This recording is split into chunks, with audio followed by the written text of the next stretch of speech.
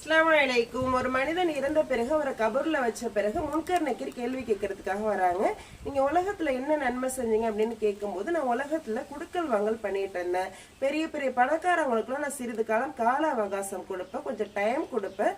ஆனா ஏழைங்களுக்கு நான் என்ன பண்ணுவேன் அப்படின்னா, உங்களுக்கு தள்ளுபடி செஞ்சிருவேன் அந்த கடனை அப்படின்னு சொன்னாங்க. சுபஹானல்லாஹ். அல்லாஹ் இதுக்காக உங்களுக்கு சொர்க்கத்தை கொடுத்துட்டான். நம்ம இப்போ ஒரு மனுஷங்களுக்கு கடன் கொடுக்குறோம் அப்படின்னா, அவங்க கொடுக்குற வரைக்கும் நம்ம கொஞ்சம் காலம் பொறுத்து இருக்கணும். பொறுத்து இருந்த பிறகு அவங்க கொடுக்குறாங்களா அப்படின்னு பார்க்கணும். அவங்களால கொடுக்க முடியாத சூழ்நிலை, கொடுக்கவே முடியாது அப்படிங்கிற பட்சத்தில் நம்ம தள்ளுபடி செஞ்சிடணும். எல்லாம் சொர்க்கத்தை கொடுக்குறோம். சுபஹானல்லாஹ். இதுலயும் சில பேருக்கு டவுட் இருக்கு. என்ன அப்படின்னா, நம்ம இப்ப கடன் வாங்கிட்டு இறந்து போயிட்டோம் அப்படின்னா அதுக்கு என்ன அப்படின்னு கேக்குறாங்க. கடன் வாங்கிட்டு இப்போ ஒரு மனுஷங்க இறந்து போயிட்டாங்க அப்படின்னா, அவங்க கொடுக்கணும் அப்படிங்கிற எண்ணத்தோட இறந்து போயிருந்தாங்கன்னா இன்ஷால்லா சொர்க்கவாசி. கொடுக்க கூடாது அப்படின்னு நினைச்சிட்டு இறந்து போனாங்கன்னா அவங்கள நரகவாசி அல்லாஹ் ஆக்குறான்.